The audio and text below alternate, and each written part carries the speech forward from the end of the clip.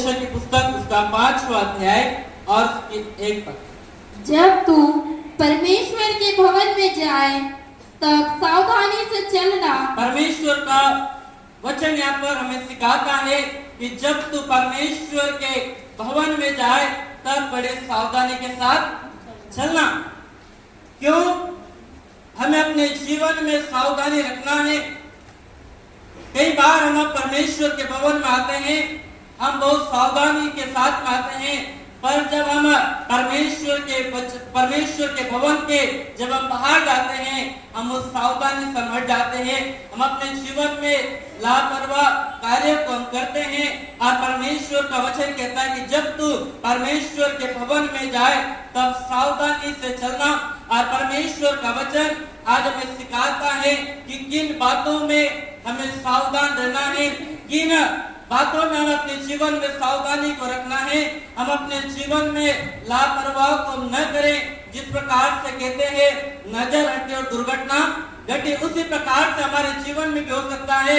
जिस समय हम कई बातों में जब हम लापरवाही कर देते हैं, सावधानी को हम नहीं रखते हैं, हमारे जीवन में भी घटना आरंभ हो जाती है। और परमेश्वर का वचन जिस प्रकार से 1 कुरिन्थियों की पत्री उसका 10 अध्याय और उसकी 12 पद को जब पढ़ते, परमेश्वर का वचन वहां पर क्या कहता है? इसलिए जो समझता है, बाइबल कहते हैं इसलिए जो समझता है मैं स्थिर हूँ।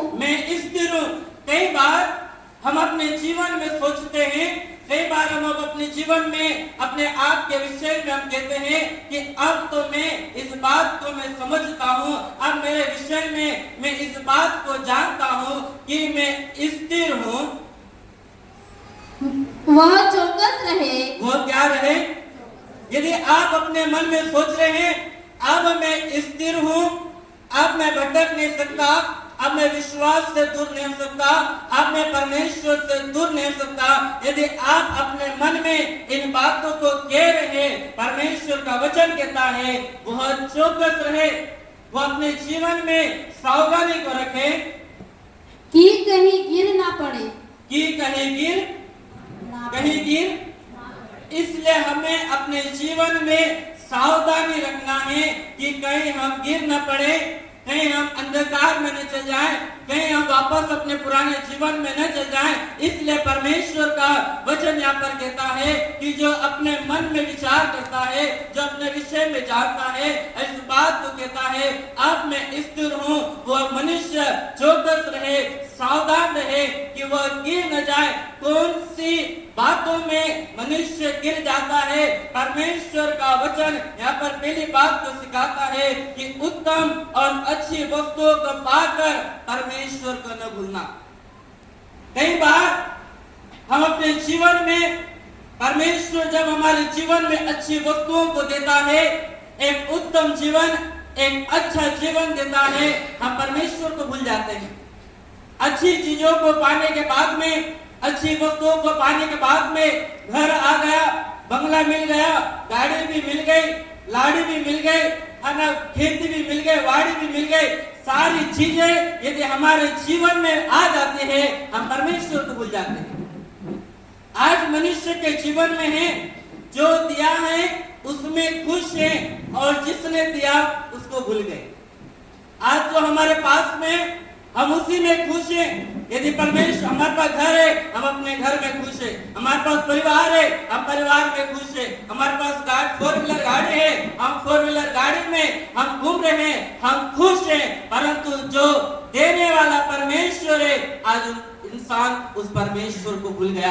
परंतु परमेश्वर का वचन कहता है जो उत्तम और अच्छी वस्तुएं पाकर हमें परमेश्वर को कभी नहीं भूलना, इस बात में हमें सावधानी रखना है। और परमेश्वर का वचन जिस प्रकार से व्यवस्था विवरण की पुस्तक उसका 6वां अध्याय और उसकी 11 और 12 पद को जब पढ़ते, परमेश्वर का वचन वहां पर क्या कहता है? और अच्छे अच्छे पदार्थों से भरे हुए, बाइबल कहते हैं और अच्छे अच्छे पदार्थों से भरे हुए घर जो तूने नहीं भरे। बाइबल क्या कहती है? अच्छे अच्छे पदार्थों से बने हुए घर जो तुमने नहीं भरे। और खुदे हुए कुएं और खुदे हुए कुएं जो तूने नहीं खोदे जो तूने नहीं खोदे और दाख की बारियां और दाख की बारियां और जैतून के वृक्ष और जैतून के वृक्ष जो तूने नहीं लगाए जो तूने नहीं लगाए। कोई सी है ना बात यदि हमने अपने जीवन में नहीं किया, परमेश्वर का वचन भजन संहिता 127 में कहता है यदि घर को यहोवा न बनाए तो उसका बनाने वाला परिश्रम व्यर्थ होता है। घर को बनाने वाला परमेश्वर है, खेती में आशीष देने वाला परमेश्वर है, सारी चीजों में देने वाला परमेश्वर है। इसलिए वचन यहाँ पे कहता है कि जैतून के वृक्ष जो तूने नहीं लगाए, ये सब वस्तुएं जब होते और तू खा के तृप्त हो तब सावधान रहना। तब क्या रहना? अबे कहते सारी बातें यदि तेरे जीवन में है और तू खाकर क्या हो जाए? तृप्त हो जाए। हम तो है ना खा के डकार ले लेते, फिर भी प्रभु को धन्यवाद नहीं देते। अच्छा भोजन मिला, अच्छा खाया, है ना, प्रभु को धन्यवाद नहीं देते, है ना। अच्छा घर हमारे पास में है, हम प्रभु को धन्यवाद नहीं देते। अच्छी खेती हमारे पास में है, हम प्रभु यीशु मसीह को धन्यवाद नहीं देते। अच्छा परिवार परमेश्वर ने हमको दिया है, हम परमेश्वर को धन्यवाद नहीं देते। और वचन यहाँ पे कहता है जब तू खाकर तृप्त हो जा तब सावधान रहना। तब क्या रहना? क्या रहना? सारी बातें यदि तेरे जीवन में है, सारी बातों को यदि परमेश्वर ने आपके जीवन में दिया है, बाइबल कहते हैं तब तू सावधान रहना। कहीं ऐसा ना हो कि तू यहोवा को भूल जाए। कि तू यहोवा को क्या हो जाए? ऐसा ना तेरे जीवन में हो जाए कि तू परमेश्वर को भूल जाए। इस संसार की सारी वस्तुएं जो परमेश्वर आपके जीवन में देता है, ऐसा ना हो कि सारी वस्तुओं को पाकर तुम परमेश्वर को भूल जाए। इस विषय में वचन कहता है तुम सावधान रहना अपने जीवन में कि सारी वस्तुओं को पाकर हम अपने परमेश्वर को हम कभी न भूल जाए। इसलिए परमेश्वर का वचन भी कहता है कि जहाँ तेरा धन है वहां तेरा मन है, परंतु हमारा मन अपने धन पर नहीं, हमारा मन इस संसार की वस्तुओं पर नहीं, परंतु हमारा मन, हमारा जीवन परमेश्वर की ओर लगा रहना चाहिए मेरे प्रिय। और परमेश्वर का वचन जिस प्रकार से व्यवस्था विवरण की पुस्तक उसका 8वां अध्याय और उसकी 17 और 18 पद को जब पढ़ते, परमेश्वर का वचन वहां पर कहता है कि तू अपने जीवन में कभी ये कहने न पाए कि ये सारी वस्तुएं मैंने अपने भुजबल से, मैंने अपनी ताकत से प्राप्त को किया है। पर वचन कहता है सारी वस्तुओं को देने वाला कौन है? परमेश्वर है। कई बार हम अपने जीवन में कहते हैं ये खेती मैंने मेरे दम पर हासिल किया है, ये नौकरी मैंने अपने दम पर हासिल किया है, ये बढ़ोतरी, ये उन्नति, ये मुकाम मैंने अपने दम पर हासिल किया है। पर परमेश्वर को वचन कहता है इन बातों में तुम सावधान रहना, क्योंकि सब कुछ प्रदान करने वाला परमेश्वर है, वो सामर्थ्य देने वाला परमेश्वर है। इसलिए पौलुस अपने पत्रों में कहता है कि जो मुझे सामर्थ्य देता है उसमें मैं सब कुछ कर सकता हूँ। जो परमेश्वर आपको सामर्थ्य देता है, जो शक्ति परमेश्वर आपके जीवन में देता है, उसके द्वारा आप सब कुछ कर सकते हैं।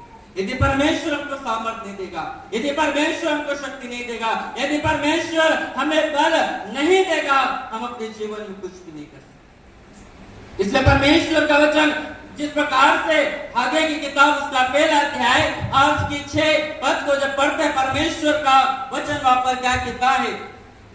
पुराने नियम में हागे की पुस्तक उसका 1 अध्याय और उसकी 6 पद, तुमने बहुत बोया परंतु थोड़ा काटा, तुम खाते हो परंतु पेट नहीं भरता। परमेश्वर का वचन यहाँ पर कहता है तुमने बहुत बोया पर थोड़ा काटा। है ना, बोते तो कई बार हम बहुत सारा है पर काटते हम। बाइबल कहते हैं तुमने तो बहुत बोया परंतु बहुत थोड़ा काटा, तुम खाते हो परंतु पेट नहीं भरता। तुम खाते हो पर पेट, है ना, सुबह भी नाश्ता करा फिर भी दोपहर में खाना खाएंगे, दोपहर में खाना खाया फिर भी शाम को खाना खाना है, फिर भी रोटी खाना। बाइबल कहते हैं तुम खाते तो हो परंतु तुम्हारा पेट नहीं भरता। तुम पीते हो तुम पीते हो परंतु प्यास नहीं बुझती, परंतु प्यास नहीं बुझती।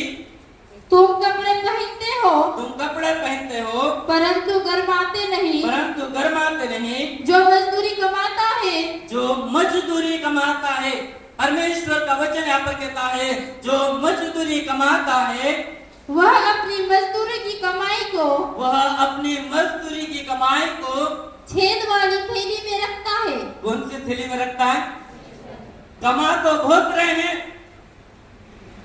नौकरी में पैसा तो बहुत अच्छा है, खेती में कमाई तो बहुत अच्छी है, मजदूरी में कमाई तो हमारी बहुत अच्छी है, परंतु बाइबल कहती है जो तुम कमाई को कर रहे हो वो उस कमाई को तुम छेद वाली थैली में आना ऊपर से डाल रहे, नीचे से सब जा रहा। कई घरों में कहते हैं अरे पास्टर साहब हमारी तो तनख्वाह पूर्ति नहीं होती, महीना आते हमारी तनख्वाह, क्यों महीना आते हमारी तनख्वाह खत्म हो रही, क्यों हमारा पैसा खत्म हो रहा? क्योंकि वचन कहता है जो तुम कमा रहे हो वो काय में रख रहे है ना। जितना पैसा महीने पसीने से कमाया वो सारा पैसा हम जिस थैली में डाल रहे हैं उस थैली में क्या है? छेद है। परमेश्वर का वचन कहता है क्यों हमारी थैली में छेद है? क्यों आज हम आशीष को हम नहीं पा रहे? क्यों आज हमारे जीवन में कमी है? क्यों आज हमें दूसरों की तरफ अपने हाथ को फैलाना पड़ता है? क्यों आज हम एक दूसरे से मांगने की कोशिश को हम कर रहे हैं? क्योंकि हमारे जीवन में हम परमेश्वर को भूल गए। नौकरी आ गई, हम परमेश्वर को भूल गए। अच्छी खेती कमाई हो रही है, हम परमेश्वर को भूल गए। बहुत सारा हमारे पास पैसा है, हम परमेश्वर को भूल गए। ऐशो आराम हमारे पास में है, हम परमेश्वर को भूल गए। और जब आप परमेश्वर को भूल जाओगे, जो भी आप कमाओगे वो छेद वाली थैली में आप रखोगे, वो सीधा पैसा है ना आपके आगे चल जाएगा, वो आपके पास में कभी टिकेगा नहीं। इसलिए परमेश्वर का वचन व्यवस्था विवरण की पुस्तक उसका 26 अध्याय और उसकी 10 पद को जब पढ़ते परमेश्वर का वचन वहां पर कहता है अब हे यहोवा देख जो भूमि तूने मुझे दी थी उसकी पहली उपज मैं तुझको देता हूँ। वचन वहां पर कहता है हे यहोवा देख जो भूमि तूने मुझको दिया है, जो कार्य तूने मुझको दिया है, वचन कहता है उसकी पहली उपज मैं तुझको देता हूँ। जब आप अपनी फसल की पहली उपज जब आप परमेश्वर को देंगे, जब आप अपने नौकरी का दशवांश पहले जब आप परमेश्वर को देंगे, जब आप अपनी मजदूरी का पहला दशवांश पहला भाग जब आप परमेश्वर को देंगे, तब परमेश्वर का वचन आपके लिए व्यवस्था विवरण की पुस्तक उसका 26 अध्याय और उसकी 9 पद जब पढ़ते हैं, परमेश्वर का वचन वहां पर क्या कहता है? मेरे प्रियो, हमें अपने जीवन का पहला भाग परमेश्वर को देना। वचन कहता है कैन और हाबिल जब परमेश्वर के लिए भेंट को देने के लिए गए, वचन वहां पर लिखा है कि हाबिल ने जब अपने दशवांश को दिया, हाबिल ने जब अपनी भेंट को दिया, परमेश्वर ने हाबिल के बलिदान को, हाबिल की भेंट को परमेश्वर ने ग्रहण कर लिया। परंतु जब कैन ने बलिदान को दिया, जब कैन ने दशवांश को दिया, परमेश्वर ने कैन के दशवांश को ग्रहण नहीं करा। मेरे प्रियो, हाबिल ने अपने जीवन में जो पहला भाग था उस पहले भाग को परमेश्वर को दिया, परंतु कैन ने अपने जीवन में उस जो खेती करता था उस खेती का आखिरी भाग परमेश्वर को दिया। हम कौन सा हिस्सा परमेश्वर को दे रहे? हम कौन सा भाग परमेश्वर को दे रहे? क्या आप पहला वाला भाग परमेश्वर को दे रहे हैं? क्या आप आखिरी वाला भाग परमेश्वर को दे रहे? हम कई बार कहते हैं है ना शुरुआत वाला तो मेरा है, परंतु जो है ना बच गया वो परमेश्वर का है, बचा हुआ परमेश्वर का नहीं है। हमारे जीवन का पहला भाग परमेश्वर का है। और जब आप अपने जीवन में पहले भाग को, पहले हिस्से को जब आप परमेश्वर को देते हैं, परमेश्वर का वचन लेवीयवस्था विवरण की पुस्तक का 26 अध्याय और उसकी 9 पद पढ़ना। और मैं तुम्हारी ओर कृपा दृष्टि रखूंगा। परमेश्वर का वचन यहाँ पर कहता है जब आप अपने जीवन का पहला स्थान जब आप अपने जीवन में परमेश्वर को देते हैं, जब आप सुबह उठकर अपनी आंखों को जब खोलते हैं और पहला स्थान, पहला भाग, पहली प्रार्थना, जब पहला समय अपने जीवन का जब आप परमेश्वर को देते हैं, परमेश्वर आज आपके जीवन से कहता है कि मैं तुम्हारी ओर कृपा दृष्टि रखूंगा और तुमको फलवंत करूंगा और तुमको फलवंत करूंगा और बढ़ाऊंगा। हालेलुया। मेरा परमेश्वर कहता है मैं तुम्हारे जीवन पर कृपा दृष्टि रखूंगा, मैं तुमको फलवंत करूंगा और मैं तुमको बढ़ाऊंगा, क्योंकि तुमने अपने जीवन का पहला भाग मुझको दिया है। मेरे प्रियो, परमेश्वर का वचन हमें सिखाता है कि हम अपने जीवन का पहला भाग हमको परमेश्वर को देना है, और परमेश्वर का वचन में सिखाता है कि हम उत्तम और अच्छी वस्तुओं को पाकर हम परमेश्वर को भूल न जाए, इस बात में हमको अपने जीवन में सावधान रखना है। हालेलुया।